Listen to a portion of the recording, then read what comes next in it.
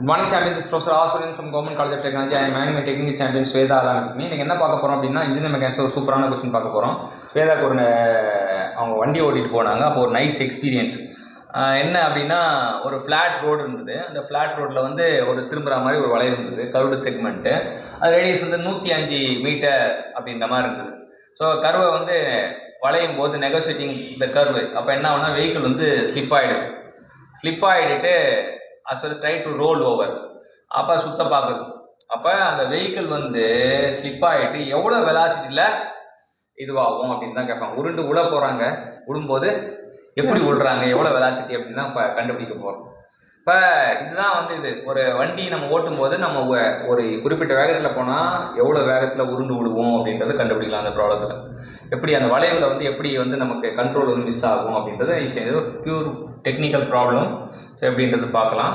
இந்த flat road ஏன் கருவில் வந்து போட்டிருப்பாங்க, நமக்கு என்னென்ன வளைவு பார்த்து செல்லவும் போட்டிருப்பாங்க. வளைவுனா நம்ம என்ன பண்ணோம், ஸ்லோவாக போகணும். சரியா? இப்போ போய் வேகமாக ஸ்வைன்னு வச்சுக்கேன், சுற்றி டப்புன்னு தூக்கி அடிக்கும். அப்போ ஸ்லோவாக போகணுன்னு இருப்பேன். இப்போ இந்த கேள்விக்கு எப்படி அப்ரோச் பண்ணுறது, இப்போ வளைவுனா என்னென்னலாம் வரும் அப்படின்றது பார்ப்போம்.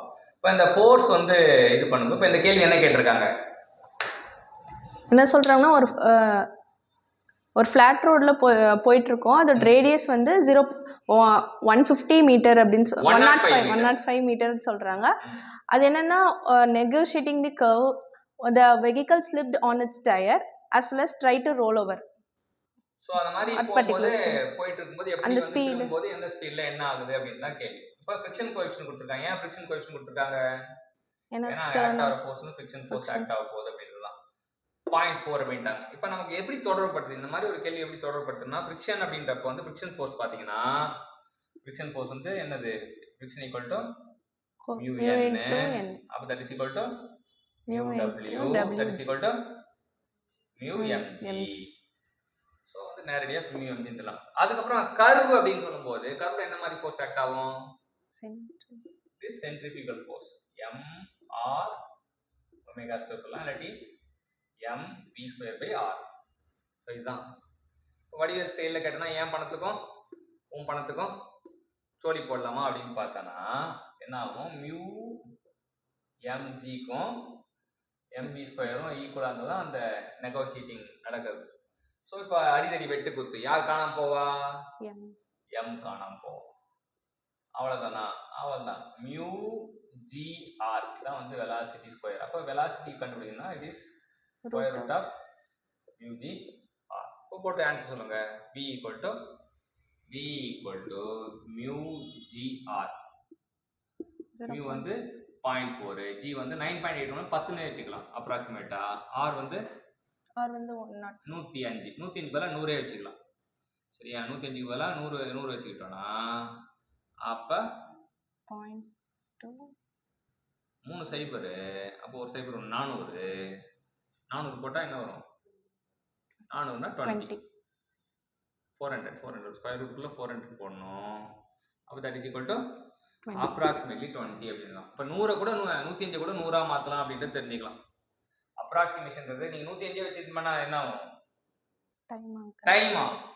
இப்போ 105 வச்சு போடலாம். இல்லை சார் நான் 105 தான் சார் போடுவேன், இல்லை சார் 105 100ன்றீங்க அப்படின்னீங்கன்னா ஒரு 2 நிமிஷம் எக்ஸ்ட்ரா ஆகும்.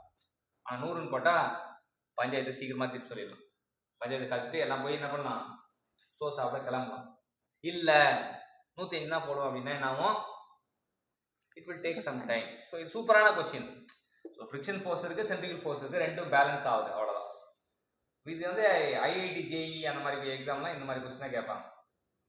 இன்ஜினியர் மெக்கானிக்ஸ் வந்து ஒரு one of the important subject. நமக்கு நம்ம பிரெயின் கெப்பாசிட்டி, நம்ம கிரியேட்டிவிட்டி, எல்லாருக்குமே அந்த கிரியேட்டிவிட்டி இம்ப்ரூவ் ஆகுதுக்கு இந்த இன்ஜினியர் மெக்கானிக் கொஸ்டின் வந்து யூஸ்ஃபுல்லாக இருக்கும். நம்ம இன்ஜினியர் மெக்கானிக்ஸ் நல்லா படிச்சிட்டாலே நம்ம இன்ஜினியரிங்கை நல்லா படித்த மாதிரி. எல்லா இன்ஜினியருக்கும் இன்ஜினியர் மெக்கானிக்ஸ் இருந்தது ஒரு காலகட்டத்தில். அது எல்லாருமே நிறைய பேர் அரியர் வாங்கிட்டே இருந்தாங்க. ஏன்னா இன்ஜினியரிங் அப்போ தான் மலரும். இன்ஜினியர் மெக்கானிக்ஸ் இங்கே தானே இன்ஜினியரிங் முடியும்னு சொல்லிட்டு என்ன பண்ணாங்க, எல்லாருமே இன்ஜினியர் மெக்கானிக் தூக்கிட்டாங்க.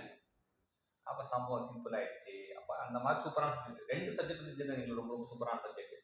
ஒன்று இன்ஜினியரிங் கிராஃபிக்ஸ், இன்னொன்று இன்ஜினியரிங் மெக்கானிக்ஸ். சம்பவாமி யுகேன்னு மூடியாச்சு. இப்போ மிச்சம் மீதி இன்ஜினியரிங் கிராஃபிக்ஸ் மட்டும் தான் இருக்குது. இன்னும் எவ்வளோ நாளைக்கு இன்ஜினியரிங் கிராஃபிக்ஸ் போடும் அப்படின்னு தெரியல. மெக்கானிக்கல் சீட் மட்டும் இன்ஜினியர் மெக்கானிக்ஸ் படிக்கிறாங்க, மற்ற எல்லா டிபார்ட்மெண்ட் இது இஸ் கிரியேட்டிவிட்டி டைப் கொஸ்டின். வண்டி ஓட்டு போடுறேன், எல்லாமே வண்டி ஓட்டுவோம். யார் வண்டி ஓட்டாமல் இருப்போமா? இல்லை, வாழ்க்கையில் எல்லாருமே வண்டி ஓட்டுவோம். வண்டி ஓட்டும் போது வளைவு கண்டிப்பாக வரும். அப்போ என்ன வளைவில் எப்படி போகணும், எவ்வளோ வெலாசிட்டியில் போகணும் அப்படின்னா, இப்போ 20 மீட்டர்/செகண்டில் போனால் வலிக்கு வந்துடும்.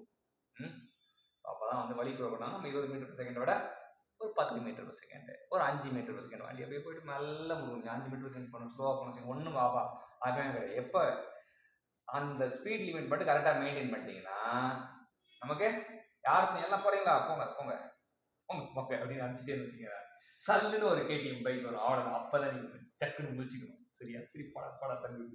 ஸோ இந்த வளைவில் எப்படி வண்டி ஓட்டணும்னு கற்றுக் கொடுத்த ஸ்வேதாக்கு தேங்க்யூ.